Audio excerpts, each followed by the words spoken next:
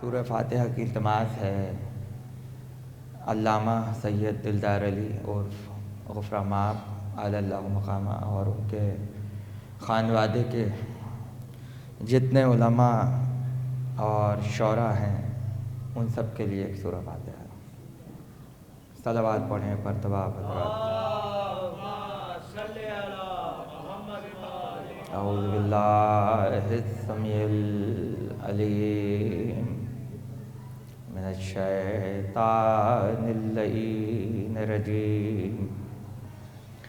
بسم اللہ الرحمن الرحیم. الحمد للہ رب العالمین.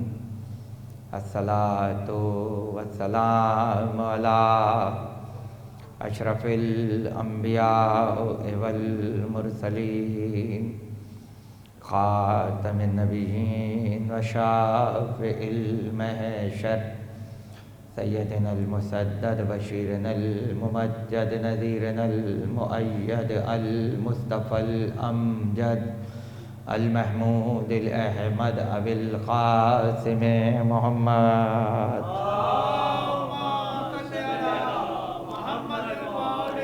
واہل بیتہ الطیبین الطاہرین المعصومین المظلومین الذین اذھب اللہ عنہم الرجس وطہرہم تطہیرا.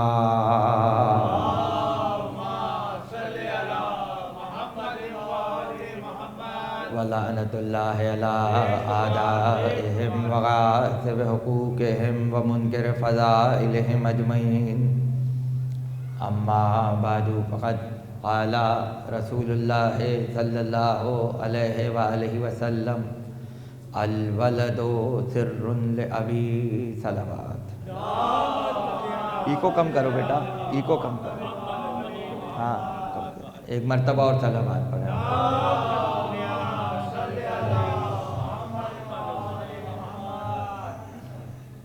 آج کی یہ مجلس ادا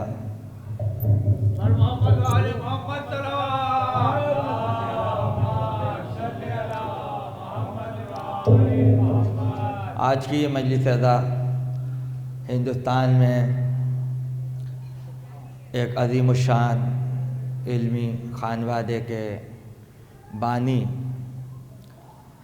علامہ سید دلدار علی کے جو غفرہ مآب کہلاتے ہیں ان کے بلندی درجات کے لیے یہ مجلس منعقد ہے اور یقیناً لائق تحسین ہیں ان کے خانوادے کے افراد کے جو 250 برس گزرنے کے بعد بھی اپنے بزرگوں کو یاد رکھے ہوئے ہیں. اور حقیقت یہ ہے کہ جو اپنی زندگی کی شمع کو آل محمد کی محبت میں گل کر دے اس چراغ کو کبھی کوئی بجھا نہیں سکتا. وہ قیامت تک جلتا ہے اور اس کی روشنی ایک نسل سے دوسری نسل میں منتقل ہوتی رہتی ہے. ظاہر ہے کہ جیسی شیعت آج آپ کے سامنے ہے, جیسی عزاداری آج آپ دیکھ رہے ہیں, جیسے امام باڑے, جیسی خطابت, جیسے مرثیے سلام نوحے آج آپ کے سامنے ہیں, 250 سال پہلے صورتحال کچھ اور تھی. اور وہ صورتحال یہ تھی کہ جتنی وضاحت کے ساتھ اور جتنی سہولت سے اور جتنی آسانی سے آج آپ کو وسائل مہیا ہیں, کتابیں مہیا ہیں اور ذاکری کے طریقے مہیا ہیں, وہ 250 سال پہلے مختلف تھے. پریشانیاں تھیں, مختلف نظریات کی الغار تھی اور یہ فرق کرنا مشکل تھا کہ حقیقی شیعت کہاں پر ہے, حقیقی شیعت کہاں پر ہے. تصوف الگ ہے, شیعت الگ ہے, اور وہ مختلف نظریات کہ جو اماموں کو مانتے ہیں افراد مگر زبردستی اپنے آپ کو شیعت سے جوڑنے کی کوشش کرتے ہیں اور یہ اظہار کرتے ہیں کہ ہم بھی اتنا اشری ہیں. تو ان تمام نظریوں کو شیعہ مذہب سے الگ کرنے میں جنہوں نے اپنا بہترین کردار ادا کیا، انہیں غفرہ مآب کہا جاتا ہے۔ اور یہ بہت بڑا احسان ہے شیعوں پر اور مذہب شیعہ پر کہ جن کی وجہ سے آج اس شان سے جو ہے وہ قافلہ رواں دواں ہے اور آگے بڑھ رہا ہے۔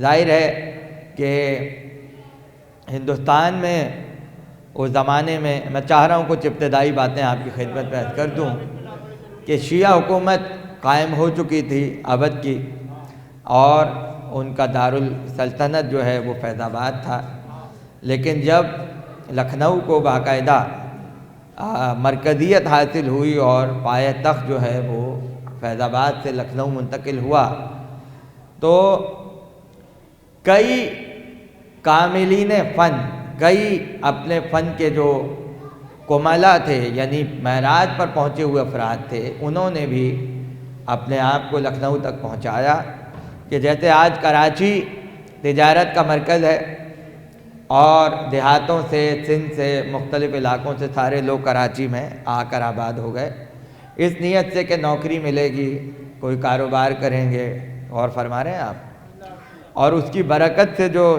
شہر کی صورتحال ہو گئی ہے ماشاءاللہ وہ بھی آپ کے سامنے ہے۔ لکھنؤ میں بھی یہی ہوا۔ اب جب سارے لوگ جمع ہو گئے تو ظاہر ہے کہ پھر ایک تہذیب اور فن کی معراج ہوئی، اور بادشاہوں نے اس میں سرپرستی کی کہ جس میں آصف الدولہ جو ہیں وہ سر فہرست ہیں جنہوں نے آباد کیا لکھنؤ کو۔ تو انہی کے زمانے میں غفرہ مآب جو تھے وہ نصیر آباد جو لکھنؤ سے قریب ایک چھوٹا سا ایک قصبہ ہے، مگر بڑا زرخیز قصبہ ہے، اور بڑے علماء اور شعراء وہاں پر پیدا ہوئے۔ تو کہا جاتا ہے کہ جوانی کا عالم تھا، اور اس زمانے میں کھیتی باڑی ایک معمول کی بات تھی، اور دیہاتی زندگی تھی، تو اس میں ہل چلانا اور کھیتوں میں جا کے کام کرنا یہ ایک نارمل بات تھی۔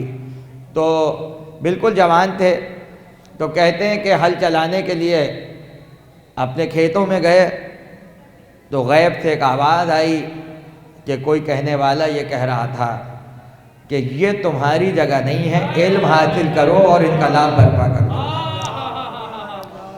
اور وہی ہوا، ایک علم کی شمع کی طلب، علم کی طلب کی شمع روشن ہوئی، اور یہاں تک کہ غفرہ مآب نے آصف الدولہ کے دربار میں رسائی حاصل کی، اور اتنے قریب ہو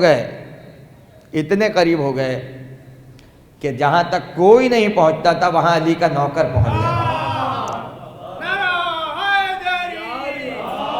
اب یہ باتیں ظاہر ہے کہ ہر بات ممبر سے بیان کرنے کی نہیں ہوتی، لیکن کچھ باتیں ایسی ہوتی ہیں کہ جو ہوتی فضائل کے اینگل میں ہیں لیکن وہ معلومات میں آنی چاہیے، اس لیے بیان کر رہا ہوں کہ ظاہر ہے کہ آصف الدولہ بادشاہ تھے، اور بادشاہ جو ہے وہ اتنا زیادہ شرع کا پابند نہیں ہوتا، بہت زیادہ نمازی، پرہیزگار، متقی ٹائپ کے بادشاہ نہیں ہوتے، وہ ایک نیوٹرل اور ایک بہت ہی مختلف ٹائپ کا مزاج ہوتا ہے۔ تو اب اسلام میں حد ہے کہ بھائی داڑھی کتنی رکھی جائے، داڑھی کی حد ہے، اس لیے کہ داڑھی رکھنا سنت ہے، لیکن ابو جہل کی طرح بڑھا لینا سنت پیغمبر نہیں ہے۔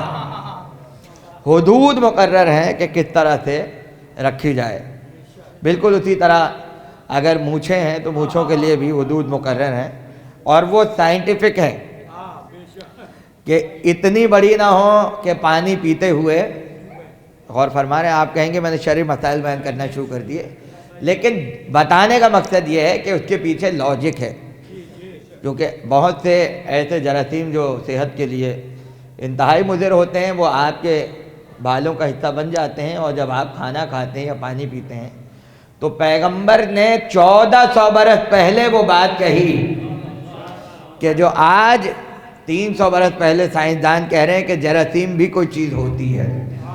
عہد پیغمبر میں کسی کو نہیں پتا تھا جراثیم کیا ہوتے ہیں، لیکن اسلام نے پہلے سے بتا دیا کہ ایسا کوئی کام نہ کیا جائے کہ جو مضر صحت ہو اور آپ کے لیے جراثیم جسم میں منتقل ہونے کا باعث بنے۔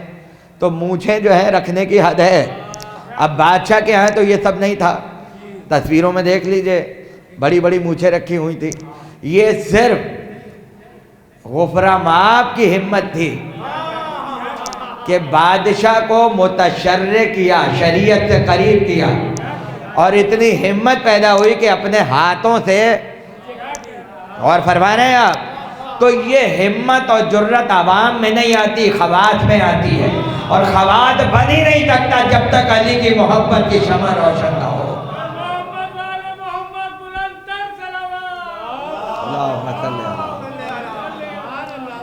کہ جہاں بھیجا جا رہا ہو مذہب شیعہ کے فروغ کے لیے، وہاں یہ سارے کام انجام پا سکتے ہیں، اس کے بغیر ممکن نہیں ہو سکتے۔ اب جب نام ہی دلدار علی ہو، اب آپ اندازہ کریں کہ کیا خدمات پروردگار لینا چاہتا تھا۔ بادشاہ نے اپنے خرچے پہ نجف بھیجا، اور جب نجف گئے تو آپ حیران ہوں گے کہ جانے سے پہلے اخباری تھے، اخباری المسلک تھے، اور اس عہد میں پورا ہندوستان اخباری تھا، وہ تقلید کے قائل نہیں تھے۔ یہ بات میں کر رہا ہوں 250 سال پہلے کی۔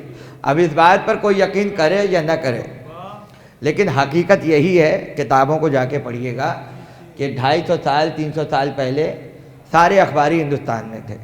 اب ہمارے یہاں ایک بڑا مسئلہ یہ ہے کہ اخباری کا جب نام آتا ہے تو لوگ سمجھتے ہیں کسی کافر کا ذکر ہو رہا ہے، کسی ایک بہت بڑے دشمن کا ذکر ہو رہا ہے۔ سب سے پہلے اپنی غلط فہمی دور کر لیجئے، اور علمی دیانتداری کا مظاہرہ کرتے ہوئے کتابوں کا مطالعہ کیجئے، تو آپ کو یہ پتہ چلے گا کہ اخباریت کوئی خدا نہ خواستہ کوئی اتنی کوئی بلا یا کوئی دہشت زدہ چیز نہیں ہے۔ اور فرما رہے ہیں آپ، اس لیے کہ تمام علماء ہمارے اس سے پہلے شیخ صدوق ہوں یا علامہ ہلی ہوں یا حر عاملی ہوں، علامہ مجلسی ہوں کہ والد تقی مجلسی ہوں، قادر اللہ شوستری ہوں، یہ سارے اخباری نظریہ رکھتے تھے۔ اور اخباری جو آج مشہور ہوئے میں ہیں، یہ اخباریت کی تعریف نہیں ہے۔ دونوں جملے سن لیجئے، جو نصیریت کی تعریف آپ نے کی ہوئی ہے وہ بھی نصیریت کی تعریف نہیں ہے۔ نصیری کوئی اور ہوتے ہیں، آپ نے کچھ اور بنایا ہوا ہے۔ فضائل علی پڑھنے والا نصیری نہیں ہوتا، نصیریوں کے نظریات الگ ہیں۔ بالکل اسی طرح تقلید کا منکر یا تقلید نہ کرنے والا اخباری نہیں ہوتا۔ یہ بہت غلط تشریح ہے جو ہمارے یہاں کی جاتی ہے، اور کبھی کبھی ایسا لگتا ہے کہ ایک خاص مقصد کے تحت یہ سب کیا جا رہا ہے۔ اخباری خبر کی جمع ہے، اخبار خبر کی جمع ہے، اور خبر کا مطلب وہ نہیں ہے جو نیوز پیپر میں ہوتی ہے، خبر کا مطلب وہ نہیں ہے جو ٹی وی پر ہوتی ہے، خبر کا مطلب وہ نہیں ہے جو افواہ پھیلانے والوں کے پاس ہوتی ہے۔ علم حدیث میں خبر الگ سے ایک اصطلاح ہے، اور خبر کا مطلب یہ ہے کہ جو حدیث ڈائریکٹ آل محمد سے آئے اسے خبر کہا جاتا ہے۔ اور خبر کا مطلب ہے حدیث کی وہ قسم کہ جو معصوم سے مستند طریقے سے روایت کی جا رہی ہو، خبر۔ اس لیے کہتے ہیں اخبرنا، روایت کرتے ہوئے کیا کہتے ہیں؟ اخبرنا، ہمیں خبر دی، ہم تک خبر پہنچائی فلاں نے، انہوں نے فلاں سے سنا، انہوں نے فلاں سے سنا۔ اور فرما رہے ہیں آپ، اس لیے اخبار سے مراد آل محمد کے مستند اقوال ہیں جو آل محمد سے روایت کیے گئے۔ اس لیے بہت ساری کتابیں اخبار کے نام پہ لکھی گئیں۔ معانی الاخبار، غور ہی نہیں فرمایا آپ نے، کتنی پرانی کتاب ہے، بہت سے نام گنوا سکتا ہوں میں، لیکن یہ اخبار کا مطلب وہ حدیثیں ہیں کہ جو معصوم سے۔ تو اخباری وہ ہیں کہ جو یہ کہتے ہیں کہ بھائی ہم سوائے معصوم کے کسی کی بات نہیں سنیں گے اور اپنی رائے اس میں شامل نہیں کریں گے۔ تو اب جو چیز روایت میں نہیں ہے وہ ہم نہیں مانیں گے، جو روایت میں ہے اس پر عمل کیا جائے گا۔ یہ سیدھی سادی تشریح ہے۔ اب یہ بٹن جو ہے اس کا ذکر روایت میں نہیں ہے۔ ایک مثال دے رہا ہوں، وہ کہتے ہیں ہم بٹن لگائیں گے ہی نہیں۔ آپ کو تو یہی ہمارے یہاں معلوم نہیں ہے کہ اخباریوں کا لباس بھی مختلف ہوتا ہے۔ سلائی مشین کا ذکر روایات اہل بیت میں نہیں ہے، صرف سلائی کا ذکر ہے، تو وہ کہیں گے وہی کپڑے پہنیں گے جو ہاتھوں کے سلے ہوئے ہوں۔ یعنی تسمہ باندھیں گے اور یہ بٹن کا استعمال نہیں کریں گے چونکہ روایت اہل بیت میں نہیں ہے۔ اب جو اصولی ہیں وہ کہتے ہیں بھائی بٹن کا ذکر نہیں ہے تو کیا ہوا، لیکن ایک ایسے لباس کا تو ذکر ہے کہ جو آپ کے گریبان کو بند کر دے، اب وہ چاہے بٹن ہو یا تسمہ ہو یا کوئی بھی چیز ہو، ہر عہد میں تقاضے بدلتے ہیں۔ اب وہ جناب وہ اصولی ہو گئے، اور فرما رہے ہیں آپ، لیکن پیچھے جا کر دونوں کا منبع اور مرکز ایک ہو جاتا ہے، اور وہ آل محمد ہے۔ تو غفرہ مآب کے یہ نظریات تھے، اور سارے علماء اس سے پہلے جتنے آئے یہی سمجھتے تھے، لیکن جب نجف سے پڑھ کے آئے اصولی ہو کر آئے، اور جب اصولی آئے تو انہوں نے کہا کہ صاحب اب جو غیر ضروری چیزیں ہیں ان کو ہٹایا جائے۔ قوالیاں ہوتی تھیں، انہوں نے کہا قوالیوں کو ہٹاؤ، محافل منعقد کرو آل محمد کی۔ مجالس میں بہت سی چیزیں ایسی تھیں کہ جو ناپسندیدہ تھیں، انہوں نے کہا اس کو ختم کیا جائے۔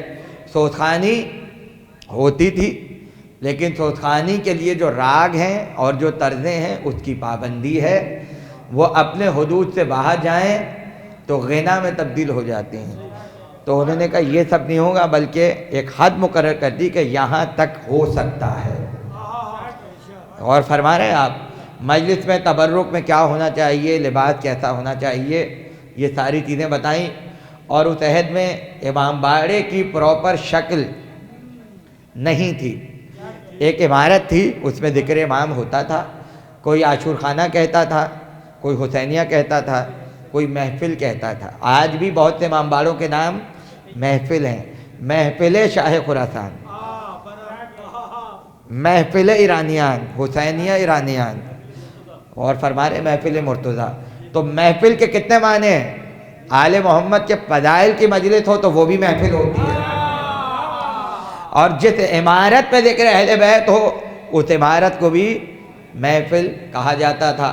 تو انہوں نے سب سے پہلے کہا کہ ہم ایک عمارت ایسی بنائیں گے کہ صاحب لگے کہ یہ عمارت ذکر حسین کے لیے ہے۔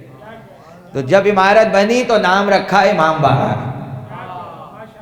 باڑہ اب آپ کو پسند آئے یا نہ آئے، اصل لفظ یہی ہے۔ پنجاب میں کچھ معنی ہوں، ہم وہی سمجھتے ہیں کہ جو علماء نے بنائے، اور جس کے معنی ہیں احاطہ، جس کے معنی ہیں چار دیواری۔ تو جس چار دیواری میں حسین کا ذکر ہو وہ امام باڑہ کہلاتا ہے۔ صلوات پڑھیں بلند آواز سے۔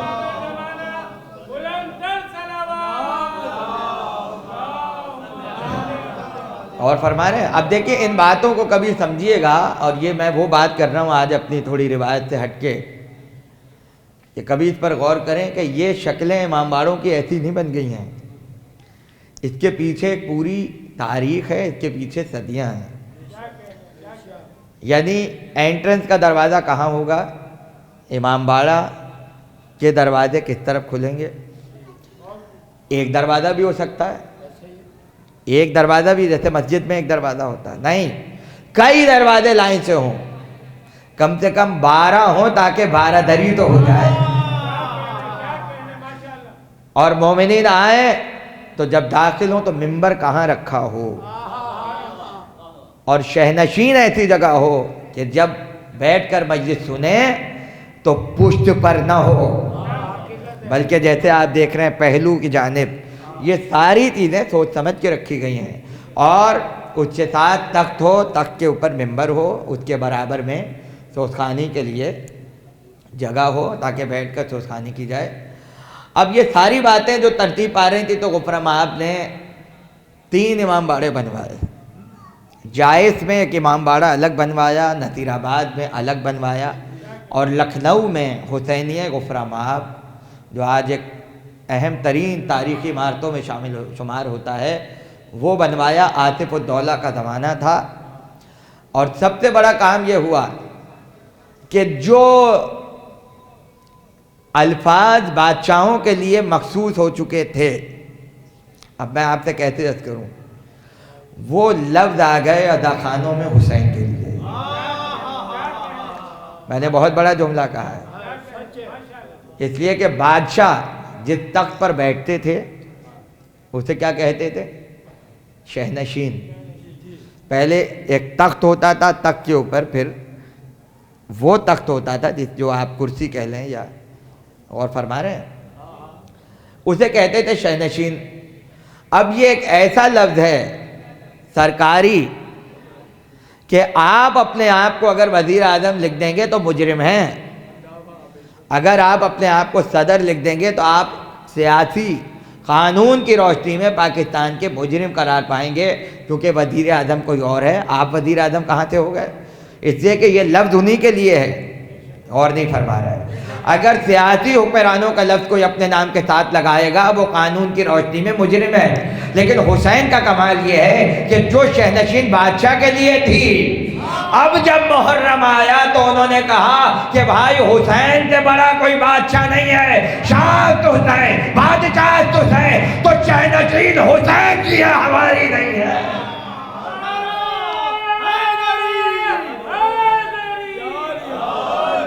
یہ سب حسین کے لیے ہے، ہم حسین کے غلاموں میں ہیں، بادشاہت کی حیثیت کیا ہے ہمارے آگے؟ تو وہ لفظ جو بادشاہ کا تھا کہاں پہنچا؟ حسین کا ہو کے رہ گیا۔ بالکل اسی طرح سواری بادشاہ کی ہوتی تھی، یہ لفظ کوئی اور اپنے لیے استعمال نہیں کر سکتا کہ سواری جا رہی ہے، اس لیے کہ سواری ہوتی بادشاہ کی ہے، مگر جب جلوس نکلا تو ذوالجناح کے لیے کہا بڑے چلیے ادب اور قاعدے سے، سواری ہے شہید کربلا کی۔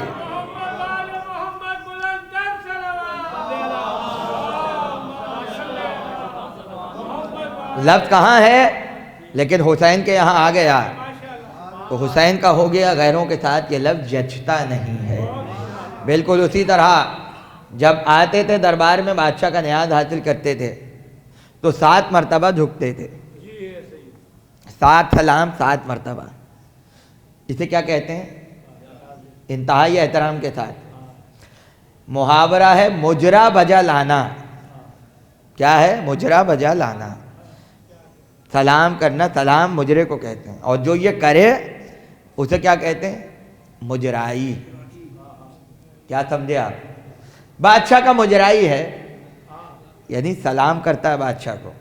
اب جب شارٹ فارم بنی، الف غائب ہو گیا، مجرئی ہو گیا۔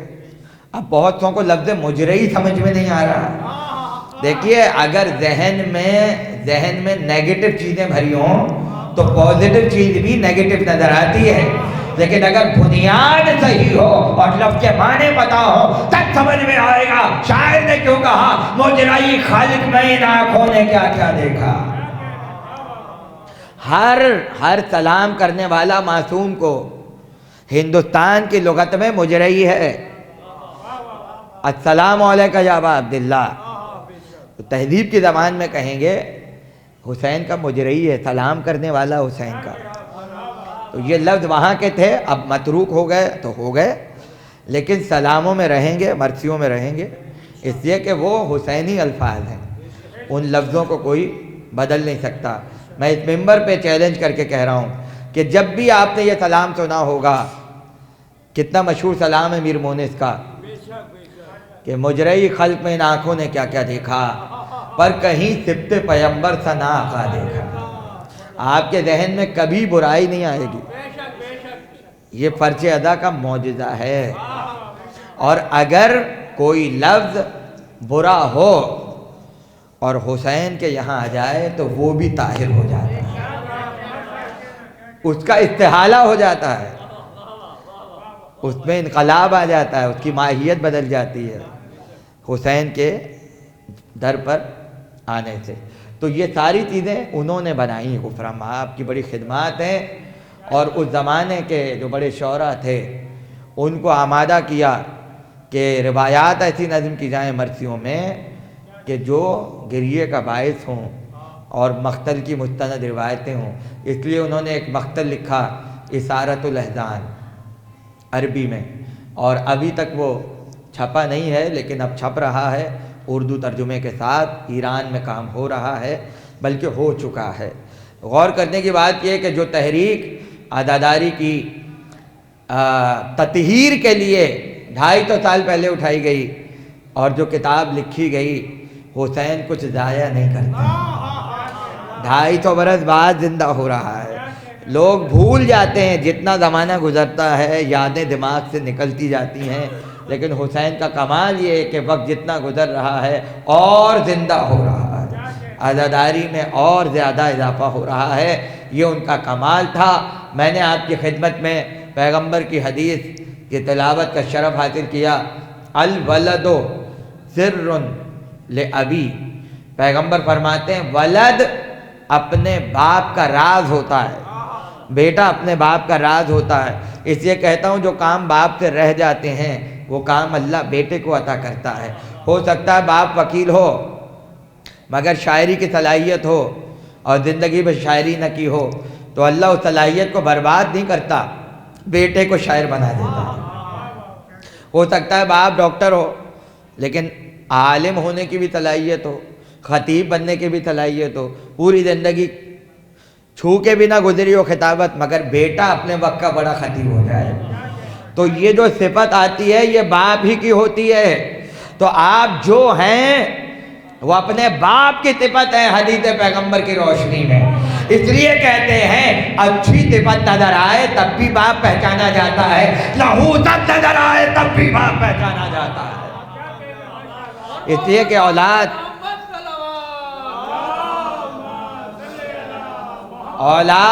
بیٹا اپنے باپ کا راز ہوتا ہے، یہ ہے قول پیغمبر۔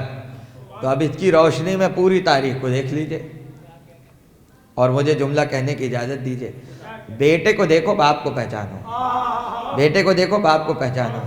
باپ کی صفتیں تقسیم ہوں گی اولادوں میں، وہ اولاد کی نہیں ہیں، باپ کی ہیں۔ خدا جانے کتنی صفتیں تھیں ابو طالب کی کہ پھیلی تو 12 میں تقسیم ہو گئی،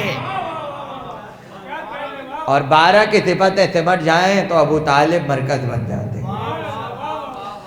اور فرما رہے ہیں آپ الولد سر لابی، اب اگر یہ بات پہنچ جائے تو اگلا نقطہ خود بخود پہنچ جانا چاہیے، کوئی شجاعت کا پہلو علی کا چھپا نہیں تھا مگر جو رہ گیا عباس کو بھیج کر بتایا، علی کی بچی ہوئی صفتیں دیکھنا ہو عباس علمدار میں دیکھ لو۔ اور فرما رہے ہیں اور سید سجاد نے کربلا میں تلوار کا جہاد تو نہیں کیا، زبان کا جہاد کیا، نفس کا جہاد کیا، سارے جہاد کیے۔ ایک جہاد بالسیف ہے جس کا عملی مظاہرہ نہیں ہوا، احتیاط سے کہہ رہا ہوں، جہاد کرنے کی پوری صلاحیت ہے، دادا کی طرح خیبر شکن ہے مگر تلوار کربلا میں نہیں اٹھائی۔ الولد سر لابی، توجہ کیجئے گا۔ اس لیے میرنیس نے ایک عجیب بیت میں ایک عجیب بات کہہ دی، اس دبدبے سے زیر کیا روم و شام کو، اس دبدبے سے زیر کیا روم و شام کو، اذن جہاد پھر نہ ہوا 9 امام کو۔ حسین نے ایسی تلوار چلائی، اب سید سجاد سے لے کر حسن عسکری تک جہاد کوئی نہیں کرے گا، حسین پہ رکا ہوا ہے۔ اب جب متصل ہوگا تو 12 میں سے ہوگا۔ اور فرما رہے ہیں تو سید سجاد نے تلوار تو نہیں چلائی، جہاد بالسیف تو نہیں کیا مگر الولد سر لابی، اس لیے اپنی وراثت 2 بیٹوں میں دی، علم کا وارث محمد باقر کو بنایا، شجاعت کا وارث زید شہید کو بنایا، تاکہ زید شہید تلوار چلائیں تو دنیا پکار کے کہے جب بیٹا اتنا بہادر ہے تو باپ کتنا بہادر ہوگا۔ تو جو جہاد کربلا میں سید سجاد نے نہیں کیا وہ بچی ہوئی شجاعت زید شہید کے ذریعے تھا، اور دونوں پہلو رکھے، ایک علم پھیلانے والا ہو، دوسرا محافظ علم بن جائے، اپنی تلوار سے امامت کی حفاظت کرے۔ تو یہ طریقہ ہوتا ہے کہ باپ کے راز بیٹے میں آتے ہیں، اور غفرہ ماپ کے ساتھ بھی یہ ہوا کہ جتنے علم کے آبشار تھے ان کی ذات سے تو جاری ہوئے ہی، لیکن ایک کم عمر کے مدت کے لیے دنیا میں رہنا تھا، اللہ چاہتا تھا کام آگے بڑھے، 5 بیٹے دیے، پانچوں اپنے وقت کے بڑے عالم، اور پانچوں کے ہزاروں شاگرد اور ان کے اور شاگرد۔ نتیجہ یہ ہوا کہ پورے ہندوستان میں جو خدمت ہوئی وہ غیر معمولی تھی، اور اسی کی یہ خدمت کے تسلسل کو ابقات الانوار کہا جاتا ہے، کیونکہ میر حامد حسین صاحب جنہوں نے بولتی بند کر دی ابقات الانوار لکھ کر، وہ بھی اپنا ایک شجرہ رکھتے ہیں علمی، مگر شاگردی کا سلسلہ غفرہ مآب کے خاندان میں جا کر ملتا ہے۔ لیکن دونوں خاندانوں کی اپنی پہچان ہے، خاندان ابقات کی اپنی ہے، اور خاندان اجتہاد جو غفرہ مآب کا خاندان ہے اس کی اپنی ہے۔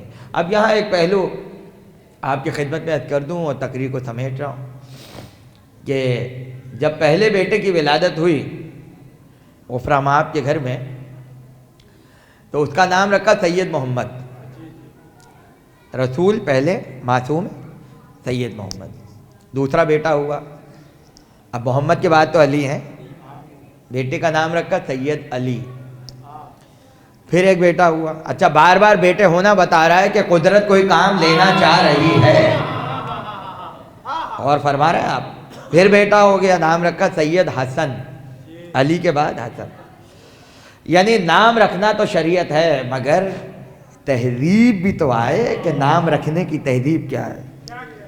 اب جب چوتھا بیٹا ہوا تو بوڑھے ہو گئے تھے، کہنے لگے اب تو اولاد نہیں ہوگی، بس یہ آخری ہے، تو نام رکھا سید مہدی، چونکہ آخری امام ہے، بس ختم ہو گئی بات۔ تو ان کا میرا بھی آخری ہے، پہلا محمد ہے اور آخری مہدی ہے۔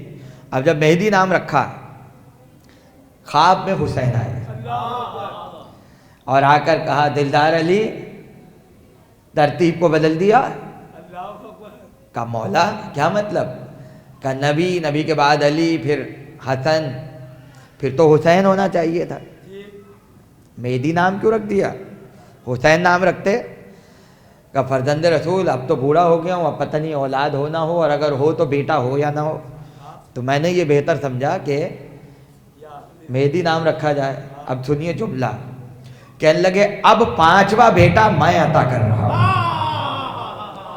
مگر بیٹے کا نام حسین رکھنا، بیٹے کا نام حسین رکھنا۔ کون دے رہا ہے بیٹا؟ حسین دے رہے ہیں، تمہیں راہب سمجھ میں نہیں آ رہا۔ حسین کہہ رہے ہیں میں دے رہا ہوں، میں دے رہا ہوں۔ سید حسین، حسین کی دعا سے دنیا میں آئے، اور اس کا نتیجہ یہ ہوا سارے بیٹے اپنی جگہ، مگر جو حسین نے عطا کیا علم و فضل میں وہ سارے بھائیوں سے آگے ہے، اور وہ کتابیں لکھی، بانی مجلس انہی کی اولاد ہیں، بانی مجلس انہی کی اولاد ہیں۔ فخر کرنا چاہیے ایسوں کو یہ کہہ کر کہ ہم اس کی اولاد ہیں کہ جو پیدا ہی حسین کی دعا سے ہوا۔ اب جو حسین کی دعا سے آیا ہو تو کام وہی کرے گا جو حسین چاہتے ہیں، اور انہوں نے وہ کتابیں لکھی سید حسین نے۔ مقتل لکھا، مجالس مفجعہ میری لائبریری میں موجود ہے، حدیقہ سلطانیہ علم کلام پر اس سے بہتر کتاب بڑی کتابوں میں شمار ہوتا ہے۔ اور اتنی شیعت طاقتور ہو گئی خدمات سے کہ جو دشمن علی تھے دل جلنا شروع ہوئے، شعلے نکلنا شروع ہوئے بغض اور حسد کے، اور یہ طے کر لیا اب ایسی کتاب لکھیں گے جس سے شیعت کا خاتمہ ہو جائے۔ عبدالعزیز محدث دہلوی نے کتاب لکھی تحفہ اثنا عشریہ۔ کیا کتاب لکھی؟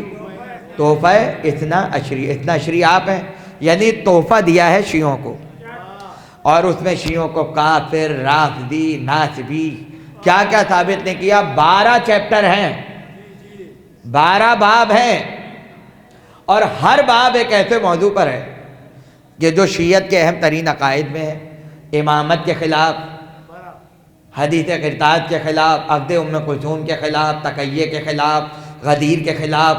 بڑے فخر سے لکھ رہے تھے کہ شیعت کا قلعہ کھما کر دیں گے۔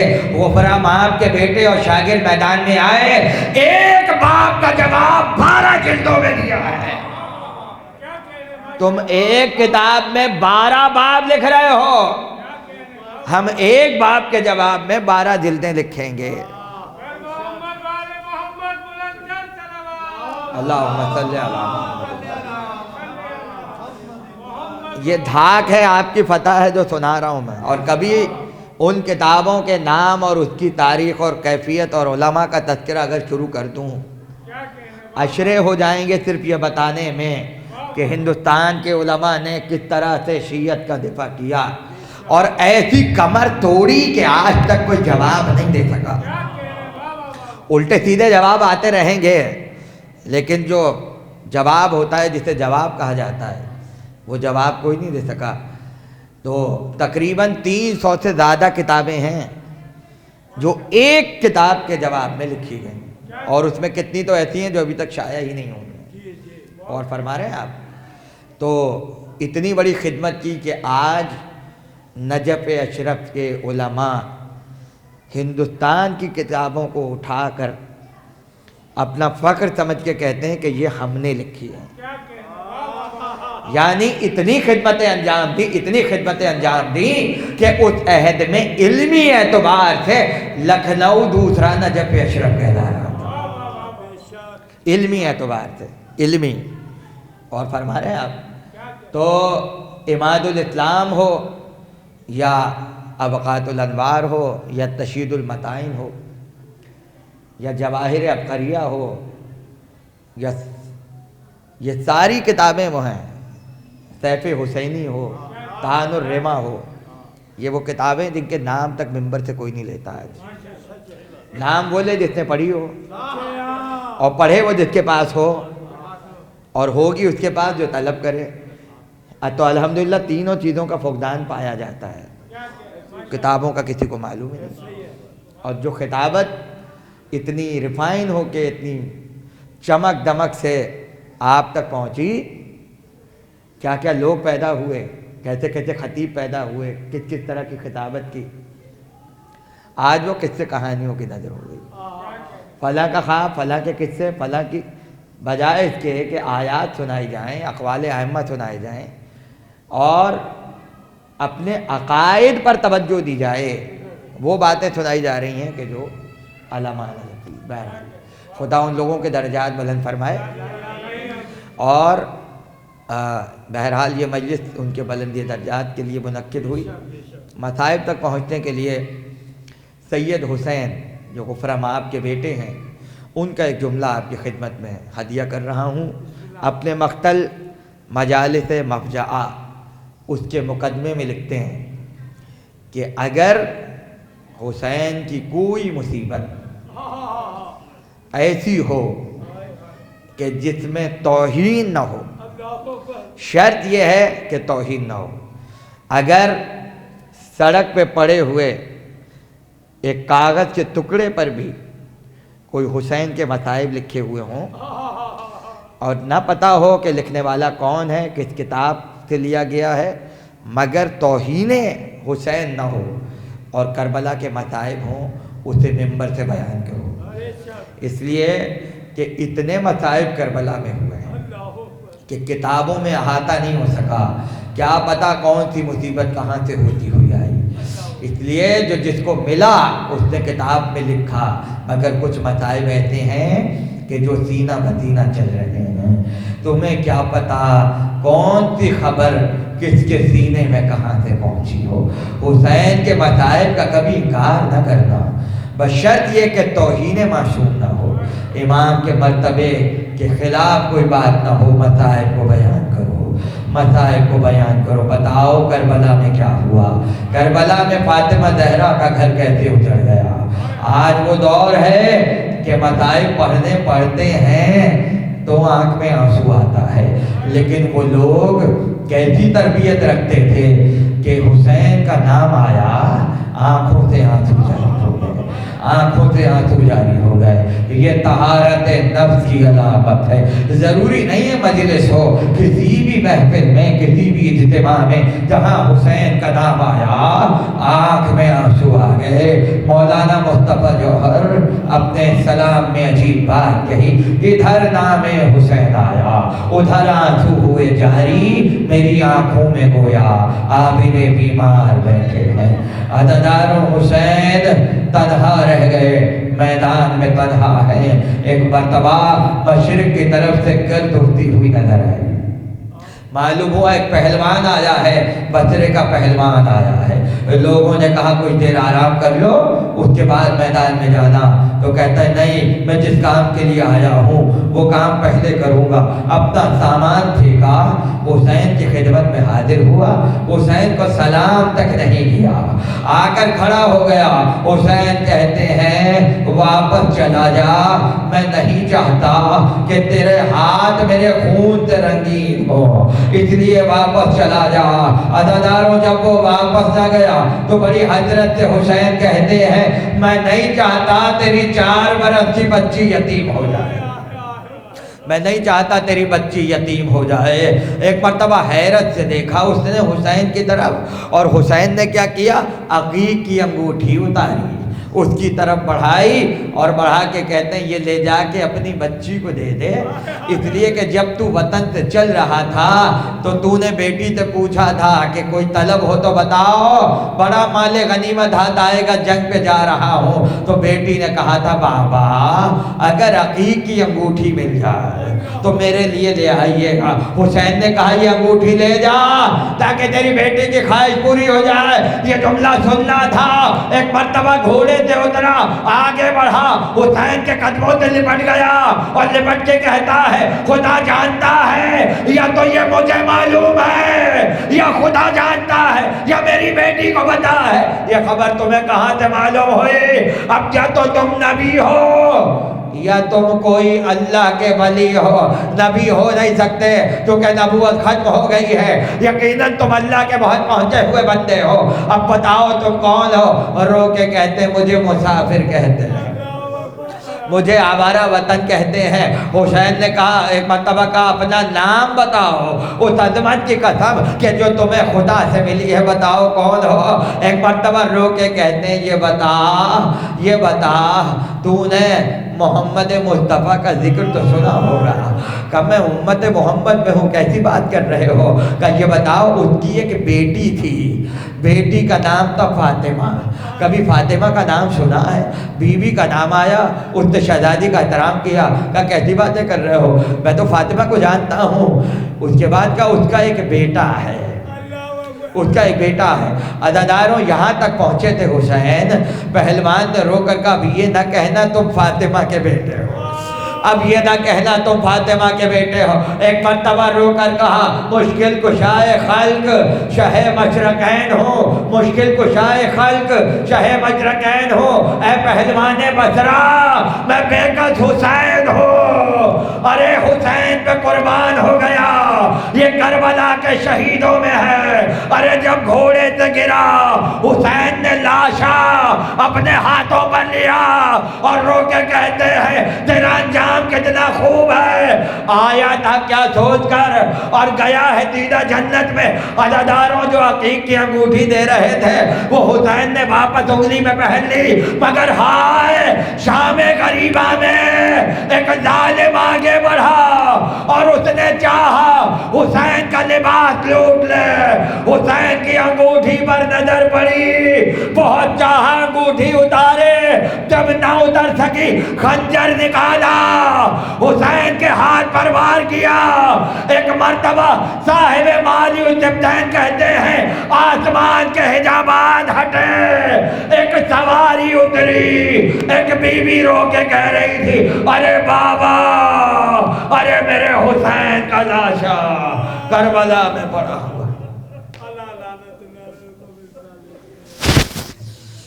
وَسَيَعْلَمُ الَّذِينَ ظَلَمُوا أَيَّ مُنْقَلَبٍ يَنْقَلِبُونَ۔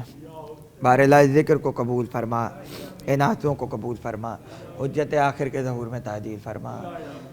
آپ حضرات ایک مرتبہ سورہ الحمد اور 3 مرتبہ سورہ اخلاص علامہ سید دلدار علی غفرہ مآب اور ان کے خاندان کے تمام علماء اور اکابرین کے لیے۔